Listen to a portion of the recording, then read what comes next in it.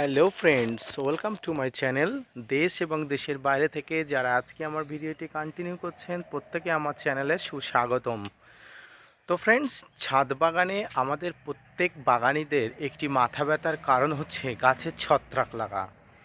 সেই জন্য আমরা বিভিন্ন ফাঙ্গিসাইড, কন্ট্যাক্ট ফাঙ্গিসাইড, আরও বিভিন্ন ফাঙ্গিসাইড যেগুলো আছে সমস্ত ফাঙ্গিসাইডগুলো বাজারে কাছে রাখি, যেগুলো প্রচণ্ড দাম হওয়া সত্ত্বেও আমাদের ছাদ বাগানের গাছদের জন্য আমাদের স্যাক্রিফাইস করতে হয়। তো কখনো কখনো আমাদের সেই ফাঙ্গিসাইড ব্যবহার করেও আশানুরূপ ফল হয় না। অবশ্য সেক্ষেত্রে খুবই অল্প। রাসায়নিক ফাঙ্গিসাইডে ব্যবহার করে কাজ হওয়ার সম্ভাবনা খুবই বেশি। কিন্তু আমরা অনেক বাগানই থাকি যারা আমরা রাসায়নিক ফাঙ্গিসাইড ব্যবহার করতে চাই না, আমাদের বাগানটাকে জৈবিক পদ্ধতিতে করে রাখতে চাই। অর্থাৎ কোনো ধরনের রাসায়নিক ফাঙ্গিসাইড বলুন, কোনো ধরনের যে রাসায়নিক সার বলুন, আপনার ছাদ বাগানে গাছদের আপনি দিতে চান না। তাই আজকে আমি সেই সমস্ত বাগানীদের উদ্দেশ্যে সেই জৈবিক এক ফাঙ্গিসাইড তৈরির পদ্ধতি বলে দেবো, শুধুমাত্র একটি পান নিয়ে। হ্যাঁ ফ্রেন্ডস, একটি পান নিয়ে আপনি আপনার ছাদ বাগানে সমস্ত গাছেদের ফাঙ্গাস দূর করতে পারেন। তো কিভাবে, আসুন আমি এটা আলোচনা করি। তো ফ্রেন্ডস, ছাদ বাগানে কীটপতঙ্গ একটি সাধারণ বিষয়। এই কীটপতঙ্গ আমাদের গাছকে প্রতিনিয়ত কোনো না কোনোভাবে আক্রমণ করে। প্রতিনিয়ত ফাঙ্গাস কোনো না কোনো আমাদের ডালকে, গাছের পাতাকে আক্রমণ করে। সেই জন্য আমাদের গাছকে বাঁচানোর জন্য আমাদের আগাম সতর্কতা নিতে হবে। সেক্ষেত্রে আপনি যদি জৈবিক পদ্ধতি ব্যবহার করতে চান, আপনার কাছে থাকতে হবে অবশ্যই একটা পান। তো ফ্রেন্ডস, কী করে এই পান থেকে আমরা অবশ্যই ছত্রাকনাশক করব, তো আসুন আমি আলোচনা করি। ভিডিওটি না টেনে কন্টিনিউ করবেন, তাহলে ছাদ বাগানের এই পান থেকে জৈবিক ছত্রাকনাশক তৈরির পদ্ধতি আপনারা সম্পূর্ণ বুঝতে পারবেন। তো ফ্রেন্ডস, সর্বপ্রথম আপনাকে একটি পরিষ্কার পাত্রে কিছুটা 250 ml অনুযায়ী কিছুটা গরম জল নিতে হবে।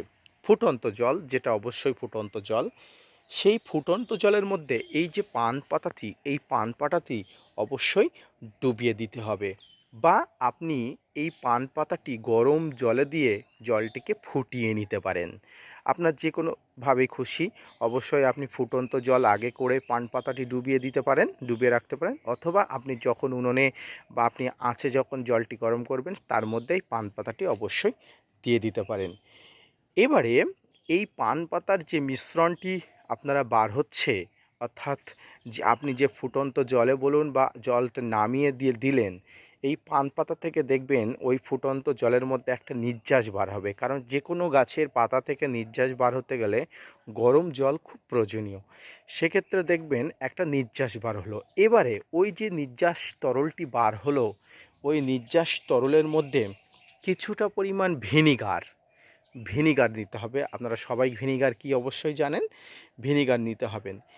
এই ভিনিগার একটি অ্যাসিটিক জিনিস, অর্থাৎ এই ভিনিগারের সঙ্গে যে পানের যে মিশ্রণ হয়ে গেল, এটি একটি অ্যাসিটিক জিনিস হয়ে গেল। এরপরে ওই মিশ্রণটিকে, অর্থাৎ ভিনিগার এবং পান পাতার মিশ্রণটিকে অবশ্যই 20 মিনিট আপনার কাছে রাখতে হবে। ফ্রেন্ডস, জল ঠান্ডা হয়ে গেলে এরপরে জল ঠান্ডা হয়ে গেলে আপনার যে ভিনিগার এবং পান পাতার যে গরম জলের মিশ্রণ আছেন, এই ভিনিগার এবং পান পাতার এই মিশ্রণটি এবার ঠান্ডা করতে হবে।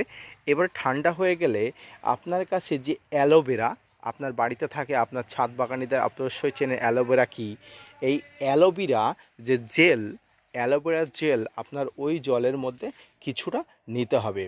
কারণ এই অ্যালোভেরা জেলের মধ্যে অনেক পরিমাণ সিলিসলিক অ্যাসিড থাকে। ফ্রেন্ডস, এই সিলিসলিক অ্যাসিড আপনার ছাদ বাগানের ছত্রাকনাশকের জন্য খুবই উপযুক্ত। এটি ব্যাকটেরিয়াকে ধ্বংস করে দেয়। ফ্রেন্ডস, অ্যালোভেরা টুকরো টুকরো করে কেটে নিতে হবে। এবারে অ্যালোভেরা ওই যে আপনার যে মিশ্রণ আছে, ওই মিশ্রণের মধ্যে 20 মিনিট রাখতে হবে। এবারে টোটাল যে মিশ্রণটি হলো, অর্থাৎ আপনার পান পাতার মিশ্রণ, এর মধ্যে ভিনিগারের মিশ্রণ, এরপরে যে অ্যালোভেরা দিলেন অ্যালোভেরার যে মিশ্রণ, এই অ্যালোভেরার মিশ্রণটির সঙ্গে মাত্র 1 চামচ বাড়িতে ব্যবহৃত হলুদ গুঁড়ো, অর্থাৎ আমাদের রান্না করার যে হলুদ, সেই হলুদ মিশিয়ে দেবেন। অর্থাৎ টোটাল দ্রবণের সঙ্গে এই সমস্ত মিশ্রণটি একসঙ্গে মিশিয়ে নিতে হবে। এরপরে সমস্ত মিশ্রণটিকে ঠান্ডা করার পরে একটা পরিষ্কার পাত্রে বা একটা ছাঁকনি নিয়ে সমস্ত কিছু অন্য একটি পাত্রে ছেঁকে নিতে হবে। এবারে আপনার ছাদ বাগানের জন্য এক গুরুত্বপূর্ণ জৈবিক ফাঙ্গিসাইড তৈরি হয়ে গেল। ফ্রেন্ডস, আপনারা যারা টাকা খরচা করে আপনারা রাসায়নিক ফাঙ্গিসাইড কিনতে চান না এবং ছাদ বাগানকে জৈবিক রাখতে চান, আপনারা অন্তত একটিবার এই ভিডিওটি দেখে আপনারা বাড়িতেই চেষ্টা করুন। দেখবেন আপনার ছাদ বাগানে একটাও ফাঙ্গাসের আক্রমণ ঘটবে না। ফ্রেন্ডস, অনেক ছাদ বাগানই জৈবিক পদ্ধতিতে বাগান করতে চায়, তাদের জন্য আজকের ভিডিওটি খুবই গুরুত্বপূর্ণ। আপনি এইভাবে আপনার গাছকে জৈবিক পদ্ধতিতে ফাঙ্গিসাইড স্প্রে করলে দেখবেন আপনার ছাদ বাগান সম্পূর্ণ সুস্থ থাকবে এবং এটি যদি একটু ব্যবহার বেশিও হয়ে যায় সেক্ষেত্রেও কোনো অসুবিধা নেই। অনেক ক্ষেত্রে ফাঙ্গিসাইডের মাত্রা বেশি হয়ে গেলে, ওভারডোজ হয়ে গেলে কোনো সমস্যা হতে পারে।